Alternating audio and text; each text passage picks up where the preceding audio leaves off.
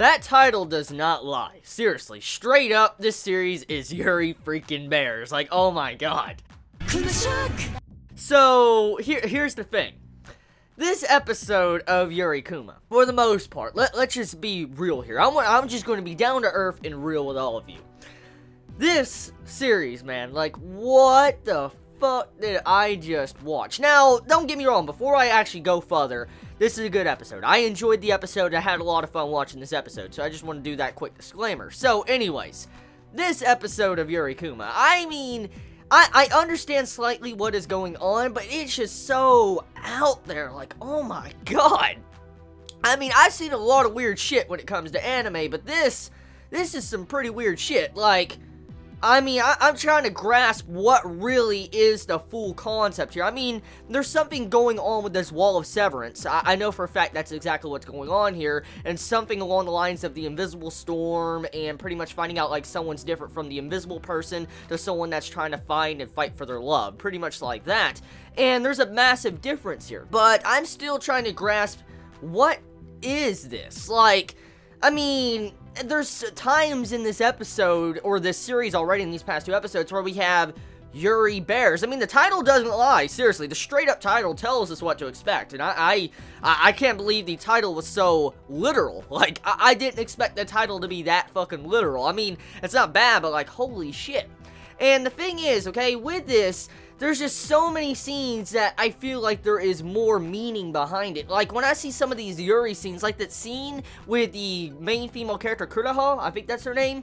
Pretty much the main female character, when she's on, like, trial or whatever in the Wall of Severance, you see how she's, like, unconscious and all that. We saw that scene technically in the first episode, but in this episode, we also see her in the exact same situation, but we actually get a little bit of a flashback before that scene happens. Now, here's the thing. This is why I feel like there's something else going on here with the meaning of these Yuri scenes, because I do know from sources from you fellow Chibits and all that let me know that the director or the writer of this series, or whoever that's making this series, pretty much the person that wrote this series also wrote some crazy shit in the past, like, you know, Penguin Drum, and Penguin Drum was fucking weird, like, what? And then there's other series this dude has made too, and I know he's well known for his symbolism and stuff like that, and so I know there's meaning behind it. I know for a fact the weird concept of this is there to actually have symbolism. I'm willing to bet some scenes that I really think are really weird or off have so much symbolism that might make sense later on down the road.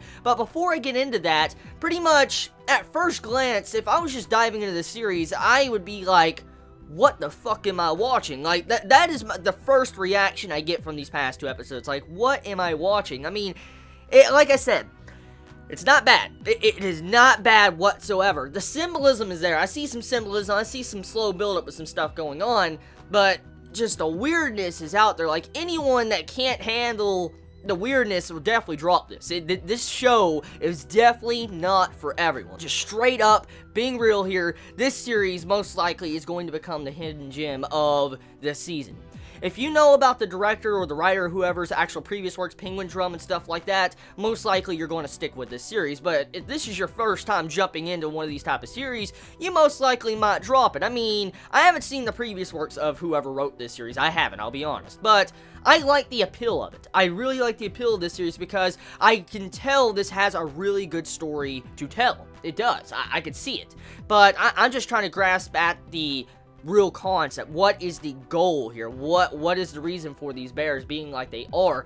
And so, past that, let's talk about it. So, with the overall scene at the end with that Yuri scene where the 3 girls pretty much, that we were seeing pretty much a fucking threesome, and you seeing them looking like a lily, that lily actually was symbolism. In this episode, we see a flashback with Kuroha where she says that, like, this lily blooming is her love.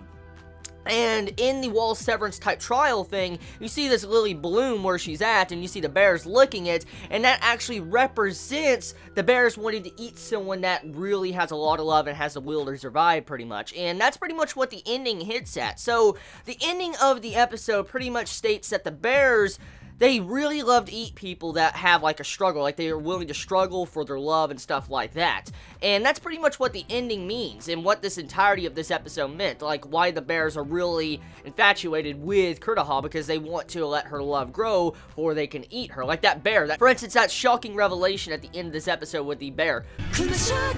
I mean, I was like, what the fuck? So, episode, it's out there. It is straight up out there. I'd be lying if it wasn't. I would. But it's good. It's really fucking good. And I just gotta see how it's gonna go. Like, I really, really gotta see how the development of this series is gonna go, because I mean, there's just so many different, like, twists going on in this episode, with different bears being revealed, to the Wall of Severance I'm still trying to get a grasp of, to the overall angle of what the plot really is. Like, I mean, we found out that there was this planet that exploded and actually crashed into Earth and made it to where these bears have one thinking process. So, the bears are supernatural, which is kind of fucking obvious. I mean, they're talking fucking bears, so yes, I should have keyed in on that. But anyways, pretty much it proves that these bears were changed because of whatever meteorite hit them, and in turn, it caused it to where they linked and united, and now they're like they are. So, I'm interested.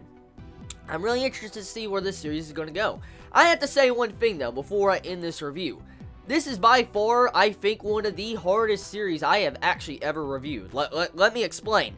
Because the overall wackiness of this is just so hard to really grasp. Like, I don't know if it's because I'm stupid. Like, I might be stupid, okay? I know I'm not the smartest person ever, but I mean, I don't know if it's because I'm stupid and I can't grasp the symbolism of the series, or it's something like that, but I mean, this is one of the hardest series I have ever had to review. Like, damn.